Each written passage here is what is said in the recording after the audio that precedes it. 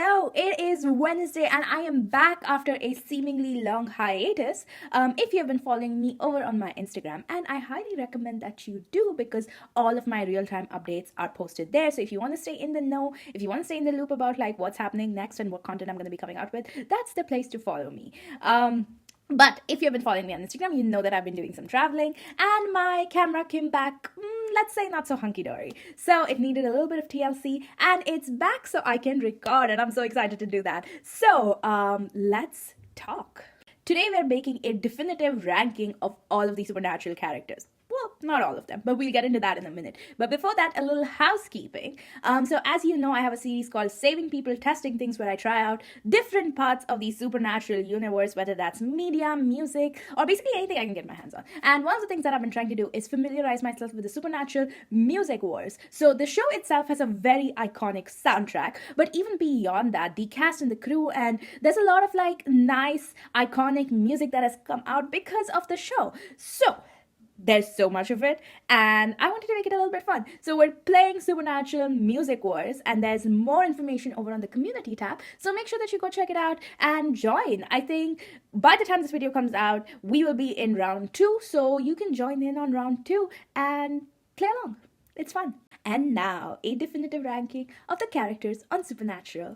Okay, so Supernatural has so many characters, and many of them have like long arcs or important arcs on the show itself. I mean, it's 15 seasons, right? We end up with a lot of characters. But I've picked out a few here that are more or less the major characters and mostly talked about when we talk about the show. So let's rank them. Let's make our own tier list.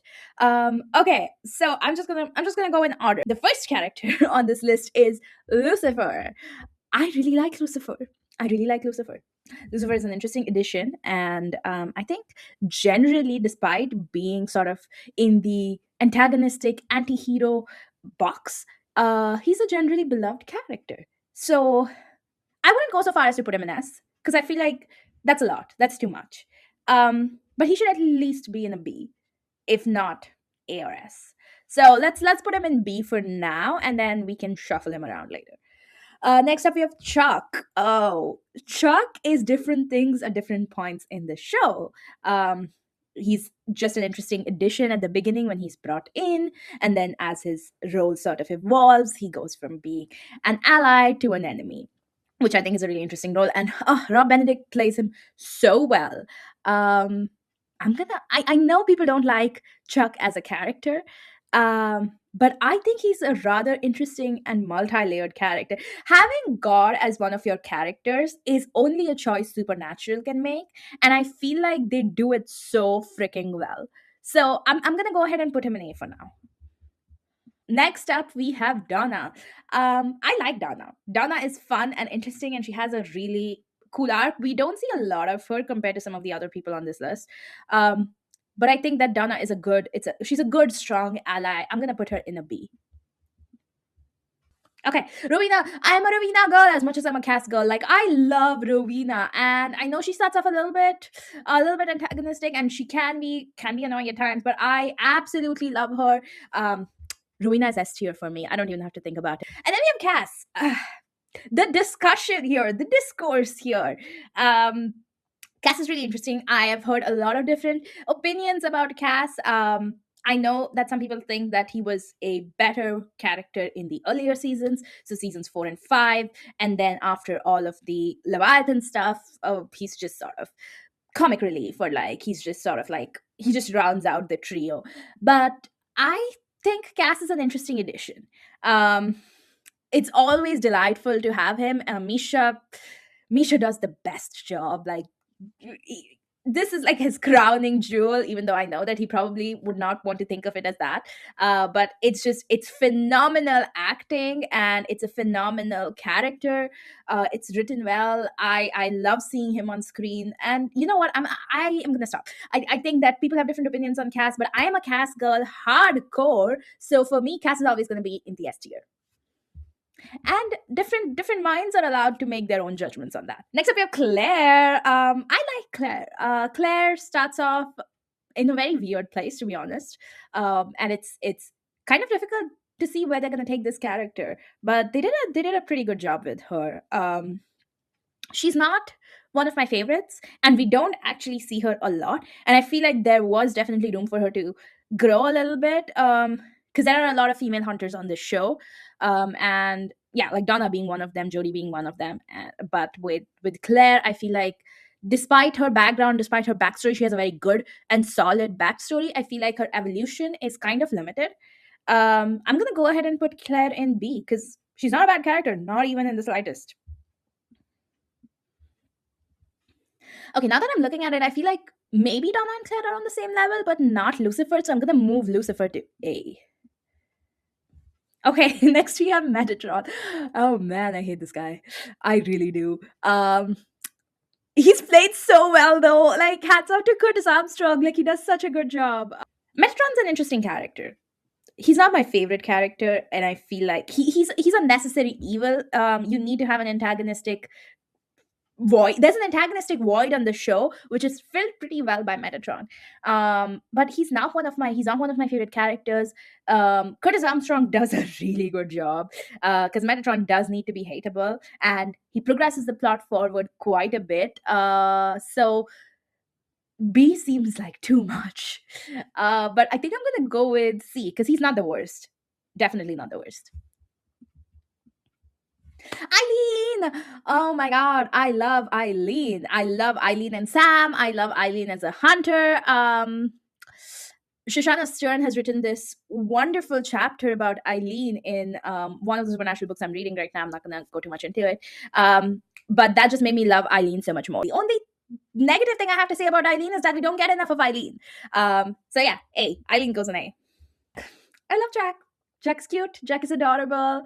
Uh, Jack is interesting, and Jack goes through a lot of growth. And despite the fact that we only get Jack for like 3 seasons, I think Jack is cool. An easy A for that. Death. Death is an interesting character. Death is a cool character. Death has the best character introduction on the show.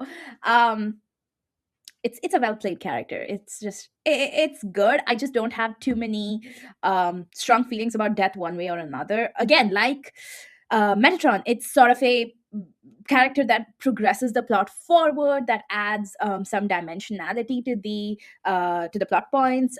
It's one of those characters that's necessary. It doesn't just feel like it's sort of the kind of character that is demanded by the plot. And it's also just part of sort of the broader lore and the framework in which supernatural is based. Like you have to have death, right? And death being sort of this one of the horsemen, but yet kind of having its own morality, sort of its own compass. It's more about like life and death rather than death being like a sign of like good or evil. I mean, I just think that there are so many interesting dimensions to the character and the writing itself. But it doesn't do a lot for me. I like death, but doesn't do a lot for me. I'm going to go ahead and put it in C with Metatron. Now we're getting okay. We have Mary next, but I'm gonna hold off on doing Mary because I have so many thoughts on Mary, and I'm gonna go to Joe. I like Joe. Joe is fun. Joe is shipped with Dean, and that's the part that I feel like I know that there are a lot of Dean and Joe shippers out there, but she gives little sister energy. I know that if like the writing sometimes tries to make it look like they would be a good pair, but I just feel like they wouldn't be. I feel like they're a little mismatched. They would definitely do better as friends, even though there is chemistry between them. Like there's no denying that. But Dean has this very sort of I gotta protect her energy, and you couple that with the fact that Ellen is sort of a maternal figure to the boys. So having those two elements together gives the Dean and Joe sort of ship a more familial feeling rather than a romantic feeling. Even though there is definitely chemistry between these two characters. Yeah, I'm gonna go put Joe in B as well. Lots of female characters. B is like an entirely female character row so far. Again, not my B is sort of like the middle of the line, right? Like they are great. All of these characters are very well written and very interesting because that's why I picked them. But I think that there are some characters I gravitate towards more than other characters, and so for me right now, like I'm looking at Rowena and Cass, and like that tier for me is like perfect. Next up, we've got Bobby. I love Bobby. Like Bobby's amazing. Um, 10 on 10 acting there as well. Easily an A tier for me, which I can see is getting heavier by the minute. So some people are gonna have to get moved around. But for now, these guys are in the A tier. I'm gonna leave Dean out for now and go straight to Gordon Walker. This is good acting. I mean, obviously we have Sterling K. Brown here, so again, phenomenal acting on the board, but this character didn't do a lot for me. It's again, it felt like one of those like plot device type of characters. We gotta keep the story moving. We gotta have like a villain of some sort. So that's kind of the energy that Gordon Walker brought to the table for me. So I'm gonna go ahead again, put him in C. So we've got a B tier, which is middle of the road. That's all women, and we've got a C tier. That's all male characters. So it's kind of an interesting mixture happening here. Let's see how this goes. Kevin Tran, played by Osric Chow. I love Osric. He's amazing. Also, hi Osric, if you're watching this video. Okay, but Kevin Tran. I feel like Kevin Tran is has a cool sort of evolution from where he starts off and where he ends up over the course of I don't know how many seasons it was, like I think 3 or 4, all the way to the final season. So it was kind of nice to have him back for a little bit in the final season. I will go ahead and put him in B because I really do like him, and I can't explain why. I like him more than I like the other ones. I feel like he has a lot of personality. He's interesting the way he spars with Crowley and things like that. So yeah, B. Okay, next we have Alex. Again, one of those characters who had a really interesting sort of origin story, but didn't really go too far otherwise with it. She does opt out of the life. It's kind of a nice balance to see that you can opt out of the hunter life, but also have a hunter family, you know?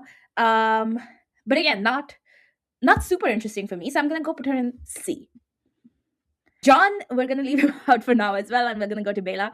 Bela, I love Bela. Bela has that femme fatale energy, and like haven't seen a lot of those in like modern television. And Dean, I think that chemistry is a lot stronger than Joe and Dean. So like if I could write this, I would write a lot more of Bela and Dean than I would of Joe and Dean.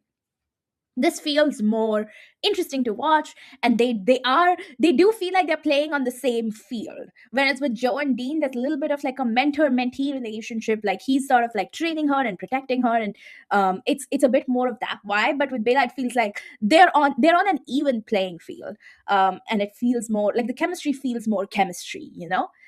So yeah, Bela is interesting. I'm gonna go and put Bela in B. Again, she's very annoying, which is why she's not an A, but she's also very interesting. Ellen, I really like Ellen. Ellen is like a nice maternal figure, especially like kind of coming off of like John's death in season 1 to like Ellen being introduced and kind of giving like a little bit of like I might have had a thing with your dad back in the day, and yeah, I think she brings a really interesting energy to the table. We haven't seen, other than Bobby, we haven't really seen a lot of parental figures there. So having Ellen as one of the parental figures to the boys, I mean, honestly, there are so many parental figures across the show that are not John and Mary.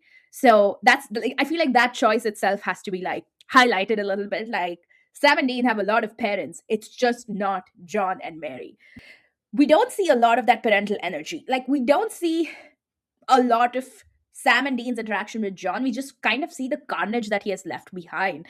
We see the trauma that they are left with. We don't really see the actual parenting of it. But bringing someone like Ellen into the show who can do some real parenting, that we get to see. So I think that's an interesting choice, and that makes Ellen an interesting character. But not, I can't put her in A. She's not A material, so she still has to be in B. Okay, Kaya. Kaya is, again, I'm gonna go and say Kaya feels like a plot device. Like she is brought in with a specific purpose, and she does have a very strong personality of her own. And we have like different versions of her as well.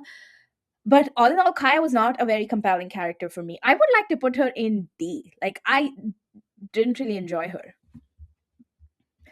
Okay, we've got Crowley. I love Crowley. I love Crowley. He is fun. He's interesting from the minute that we have seen Crowley on screen for the first time to like the very last scene with Crowley. it's a good time. It's just a good time. And yeah, I love Crowley as a character. Super fun to be to have on screen, super fun to like have in scenes. um I love Crowley's dynamic with everyone, especially with the main trio with Cass, Sam, and Dean. He just does such a good job. So Crowley's S tier for me. Easy. All right, next up we've got Meg. I feel like Meg has the same problem that a lot of the other characters have, which is that she doesn't really feel super defined. Like she has a very clear personality, but her role in the plot kind of changes as the plot changes, which I know is exactly how it's supposed to be. But it doesn't feel very organic. Like sometimes it just feels like Meg is there because Meg can be there, you know? She's just one in the many. So because of that, she gets put in C. Even though she's a very fun and interesting character, I will give her that. And it's, yeah, again, one of those antagonistic forces that's actually really fun to see on screen. Okay, Pearl. This is easy. D tier. Again, like a purely a plot device. Doesn't feel like a lot more than that. So D tier. Easy. Lisa. Now, okay, Lisa's an interesting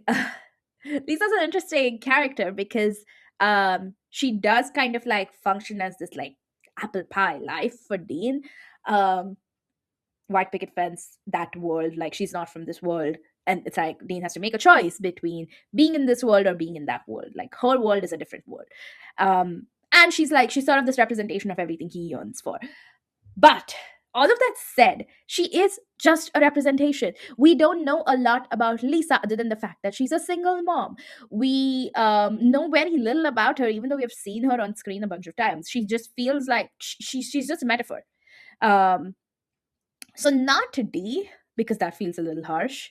But C. C is where all the plot devices end up, I guess. All the fun plot devices end up. Next we have Gadriel. This guy did not get a fair shake. I feel like he was I did really like him. Um but he was just misunderstood, and that made me feel for him quite a bit. He just feels like a giant lost puppy. Gadriel gets put into B because of all of that. Okay, young John. Young John. So um I I don't know where I'd put him, because I do really like him, but like, are we judging them like this is pre-marriage, pre-children John, right? Um, the John who has his full life ahead of him, and who's just at the wrong place at the wrong time. I don't know. I don't know where young John should go. Not the D tier for sure. Also not the A or the S tier. So it's really between B and C. I don't think he's a plot device. I do think that he's quite interesting. Um, I think B. I'm gonna put him in B. Okay, now we've got Billy. Oh my god, I hate Billy. I did not like Billy at all. Like she was so annoying, and I know that she was like necessary. Um, but she was not a fun watch for me. Like I did not like Billy. And I get that she kind of had her own, again, morality. She had her own agenda. There was things that she was trying to do, balance that she was trying to achieve. She was one of like the forces of nature, etc., etc. I still don't like Billy. Okay, I didn't realize we've got Lucifer twice, but let's just move him till the end. Ruby. So we have two iterations of Ruby. We have the Ruby that's played by Jen Padalecki, and we have the Ruby that's played by Kate Cassidy. I prefer the Kate Cassidy Ruby, just my take. But I think Jen's version of Ruby is like more evil somehow. But I don't know where Ruby should go, because she's definitely not D tier, especially because I really like the Kate Cassidy Ruby. Um, but anything higher than like B feels wrong. I feel like she's at par with Meg, especially because Ruby had two iterations. So Ruby as a whole, I think between Jen's Ruby and Kate's Ruby, it kind of evens out and ends up in C. Okay, we're gonna hold on Sam because we've got Jody Mells. I love everything about Jody. She's wholesome, she's sweet, she is strong. She's a strong sort of female mom representation. I love her. I love the fact that she's in the show, and that she gets a lot of screen time, and she's a great sort of supportive force. So yeah, Jodie is easily A tier. There's no question about it. Okay, next we've got Yellow Eyes.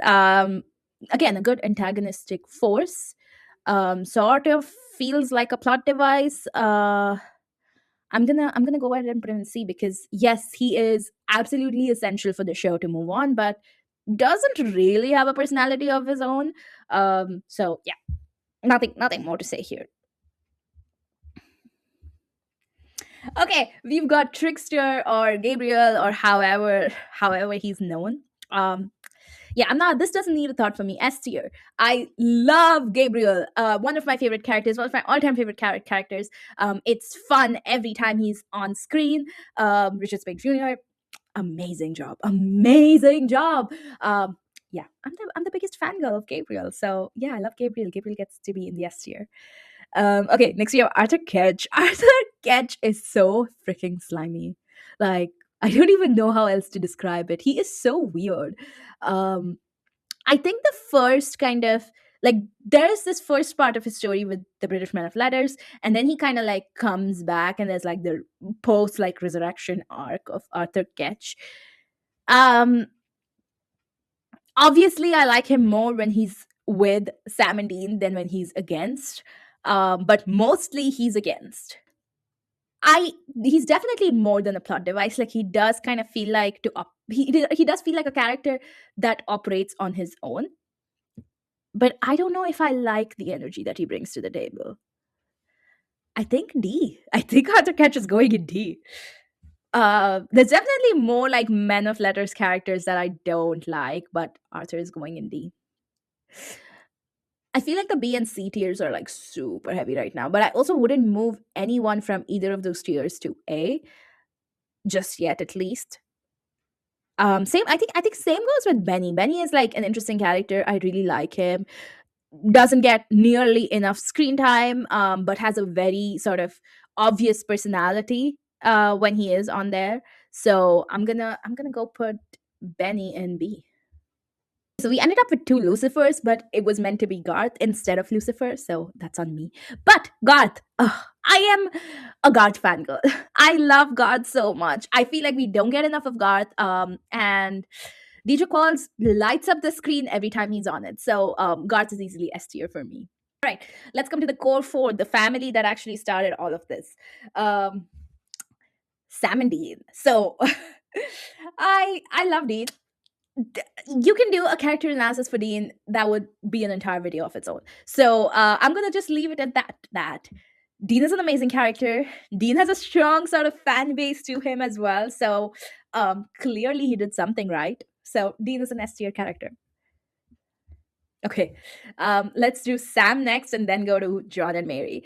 Um, okay, I know that they're both like equal on the screen. They're both equal in terms of their growth and arcs and all of it. But they're not like if I had like an 8.5, like I just like Dean a little bit more than I like Sam. I am gonna put him in S tier, but I just wanted to make it clear that I like Dean a little bit more than I like Sam. And I feel like of all of the characters in the S tier, he's the only one that I kind of feel like shouldn't be there because I love these characters so much. And like Sam is just not on the same level for me as all of them. He's almost there, but he's not exactly on the same level. I'm still gonna put him in the S tier. So don't come at me on that. Like he's still a main character, he still has plenty of growth and plenty of room. But I just wanted to make that crystal clear. Okay. Um I'm gonna do John first and then Mary. So uh John. John. Where do we even begin? I love Jeffrey Dean Morgan, and I love that he was picked for this particular character. He does bring a great energy to it and kind of undercuts the horrendousness of John's parenting. Um, so, I mean, I'm going to go ahead and put John in C just because Jeffrey Dean Morgan does make him kind of likable.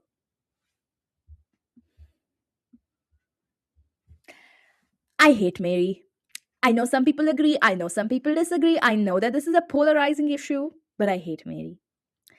And I think she belongs in the D tier. No question about that. She belongs in the D tier. Um, but here's my take on Mary. Everyone, there's a lot of like discussion. Everyone says that Mary is hated because she's not the typical mom and all of that stuff. But we see that it's not because Mary wanted to be a hunter. It's not even because she like okay, fine. She was a young adult. She was a young adult. She was a young mom. She made a bunch of mistakes. Like right from the moment where she made the deal with Yellow Eyes to save John. From that minute, like everything else is just kind of like a cascading situation. Like it's a domino effect, right? Like every bad thing that happens to them, to Sam and Dean afterwards, is just a consequence of that one choice that's been made. That's not why I hate Mary. Mary's a deeply unlikable character. She's not complex in the way she is complex, but she's not complex in the way that's like, oh, there are some parts of her that are relatable and likable, and there are some parts of her that are not so relatable and unlikable. No, there's like different parts of her and they're all unlikable. She's not completely great as a mom, obviously. She's not she doesn't put any energy or time or love into building a relationship with Sam or Dean. And even though in her mind what she's doing is like justified, it's not. It's not. It's not. Like, yes, it's an out of like a fish out of water situation for everyone involved. Like if you get resurrected after like 30 years, what are you meant to do? But that's not what it's about. I just think that there's nothing redeeming about Mary. Like, it's the trope that a mom gives her life up to save her kids is like a tale as old as time. um and I guess that kind of puts her a bit on the pedestal when we start the show. I just feel like when it comes to the whole discourse about Mary, again, she's such a complex character that I could do a whole video just talking about her. But there's nothing likable about her. That's just it. There's nothing likable about her. Okay, that is my final ranking. Tell me if you agree or if you disagree down in the comment section. I know that I made some polarizing choices, but I think I also made some choices that many, many, many of us in the fandom would also make. So I can't wait to hear from you. Can't wait to hear your thoughts, and let's talk. In the meanwhile, thank you so much for commenting, sharing, and clicking that bell.